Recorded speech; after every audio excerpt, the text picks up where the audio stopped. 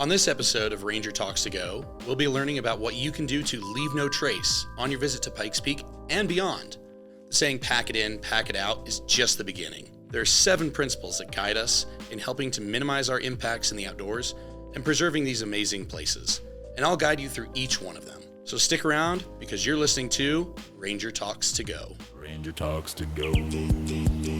Ranger Talks to Go. Ranger Talks to Go. Ranger Talks to Go. Ranger Talks to Go.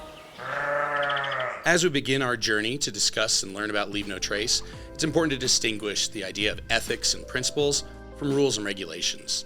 Leave No Trace principles provide a framework for making decisions and best practices to minimize our impacts in the outdoors.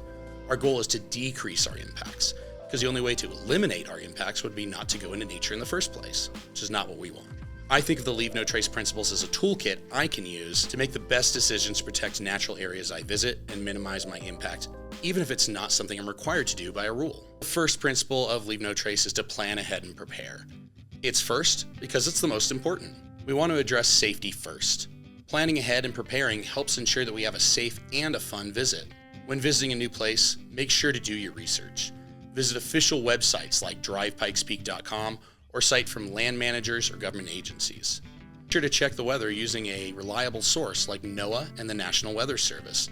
And also make sure to check for any restrictions like fire bans, where you can or cannot camp, etc. Always try to have a plan B. If plan A falls through, instead of panicking, you can switch to plan B and still have a great time. Be ready to adopt that plan B if conditions change or if something unexpected comes up. Our second principle is to travel and camp on durable surfaces.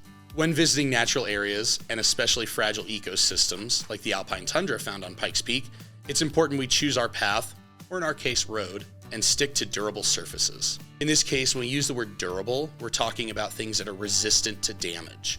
These are places we can walk without causing damage to plant life, soil, or other natural features. In general, if it's alive, it's not a great durable surface. Our best choice are designated trails. If we need to go off trail or no trails are present, surfaces like rock, sand, and even snow are usually the best choice. Living surfaces like grass, moss, lichens are more heavily impacted, so we try to minimize walking, or if we're camping on them. If we do need to cross them, it's best to avoid walking over the same area repeatedly, as that magnifies those impacts. Of special note, alpine tundra, like that found on Pikes Peak, are especially susceptible to damage. Even a handful of visitors can cause long-term harm, taking decades or hundreds of years to regrow. So do your best to stay on marked trails and avoid walking on it. Principle 3 is disposing of our waste properly. This is an easy one, right? It should be, at least. We want to make sure that any waste we bring on our adventures is disposed of properly. This includes trash, biodegradable items like food waste, and even pet or human waste. This is where pack it in, pack it out shines. The best way to handle any form of waste, yes, even those, is to pack it out. Biodegradable waste may not seem like it causes much harm, but food waste can have harmful impact on wildlife, altering their behavior, maybe even causing them to linger in dangerous areas like roadways or parking lots, or even making them ill. So make sure to pack out those food scraps and keep our fuzzy friends safe. Even biodegradable waste can take months or years to break down, and even longer in dry climates where it might become mummified. So make sure to pack that orange peel out. When it comes to pet waste, the same is true. Pack it in, pack it out. And please, don't leave it on the side of the trail, even if you plan to come back for it. No one wants to see that on their hike. When it comes to human waste, well, planning goes a long way. We have restrooms along the highway as well as at the summit. For longer outdoor adventures, we can bury our waste in cat holes. To learn more on how to do this, you can visit lnt.org. Up on Pikes Peak, on other mountains, and in deserts, the soil isn't deep or biologically active enough, so our best option is to pack it out using a wag bag or similar options. I won't go into detail, but for the hardcore hikers, look up this option. No one wants to see a teepee flower along the trail.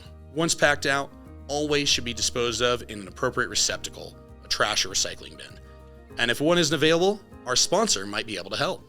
Do you find yourself carrying trash around on a hike? Well, have you tried pockets? Pockets are a revolutionary invention that allows you to carry your trash with you until you locate the nearest trash can. Amazing! This leaves your hands free to take pictures, point at things, or even eat snacks. Wow. But wait, what if I have too much trash or bulky items? You can try bigger pockets, conveniently located in a backpack.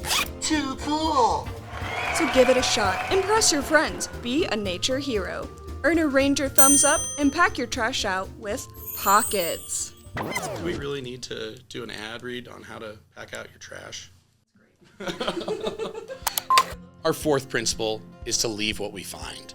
Just like we want to take any trash or foreign materials with us when we leave, we want to leave those natural features we discover along the way in nature, where they belong. A good example is wildflowers. While it might seem harmless to take those flowers, they provide the next year's seed bank and are food for pollinators. Removing them can impact the number of flowers and also those pollinator populations. Antlers might seem like a cool find, but they provide valuable nutrients for small animals who gnaw on them. And consider this, if it was something you appreciated discovering, someone else might also appreciate seeing that same thing. So let them have that same experience, leave it behind. Photos, art, journaling are all great ways to capture the moment without capturing the item from nature. Leave it as you found it also means leaving things in the same condition we found it. Carving on trees is a big issue we see along the Pikes Peak Highway. A tree's bark is much like our skin, protecting it from the outside world, infection and disease, and also helps carry nutrients up the trunk. Carving in them can cause damage and disease. Hugging a tree is fine. Carving, not so much. Principle 5 has to do with campfires and minimizing their impacts. Campfires can have huge impacts, even if they're under control. Collecting firewood can concentrate or prevent nutrients from re-entering the soil where it was collected, and fires can leave damaged scars in the soil where microbial life has been killed due to heat. And of course, in the foothills and mountains of semi-arid Colorado, wildfire is always a consideration. For these reasons, Pikes Peak, America's Mountain, does not allow campfires along the highway. But even where campfires are allowed, people visiting the outdoors might want to consider whether a fire is needed or if a stove would do the trick. Campfires should never be left unattended and should always be completely extinguished. Cool to the touch. If you wouldn't let your pet walk through it or your favorite child touch it, it's probably not out. For more information about responsible campfires, again, you can visit lnt.org. While smoking isn't allowed on the Pikes Peak Highway, if you do smoke outdoors, it's important to make sure that whatever you're smoking is fully extinguished and that you pack it out. Our next couple of principles have to do with respect. Principle 6 is respect wildlife. We have a variety of species of wildlife on Pikes Peak, from marmots to moose, from bees to bighorn sheep. The wildlife of Pikes Peak is part of what makes this mountain so special, and it's important to remember that our wild animals are wild, and they require our respect, both for their well-being and yours. It'd be no fun to cut a vacation short because you had a run-in with a wild animal. Our wildlife should never be fed human food. It can cause them to become sick, habituated, or put them in danger. Remember, a fed animal is a dead animal. The best way to give our wildlife respect is to give them space. While there's no magic rule for how much space to give them, there are some handy tricks we can use, like using your thumb. Hold your thumb at arm's length between you and the animal. If your thumb completely covers the animal, that's usually a good distance. If you can see the animal behind your thumb, you are too close. Use binoculars or telephoto lenses to avoid animals from a distance. And if an animal changes their behavior in response to your presence, that's also a sign to back off. Principle 7 has to do with respect for others, our other guests. Just like our wildlife wants to be respected, so do other visitors. There's a lot of ways we can put that into practice. Sometimes it's as simple as waving hello or offering to take a photo if they're taking a selfie. As you encounter others who are exploring or having their own experiences in nature, be considerate of how your presence or chosen activities might impact theirs. As you explore Pikes Peak, keep these guiding principles in mind to help protect and preserve this amazing place for years to come. Together, we can all do our part. These skills can also be taken with you anywhere you visit the outdoors. One more time, for more information or to learn more, check out Leave No Trace at lnt.org.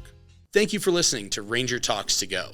Be sure to explore our other episodes and keep learning about Pikes Peak and subscribe so you don't miss what's coming next. Got some young explorers with you? Check out Junior Ranger Talks to Go for fun, family-friendly adventures. Until next time, Peak Pals, we'll catch you on the trail soon. Ranger Wes, signing off for now.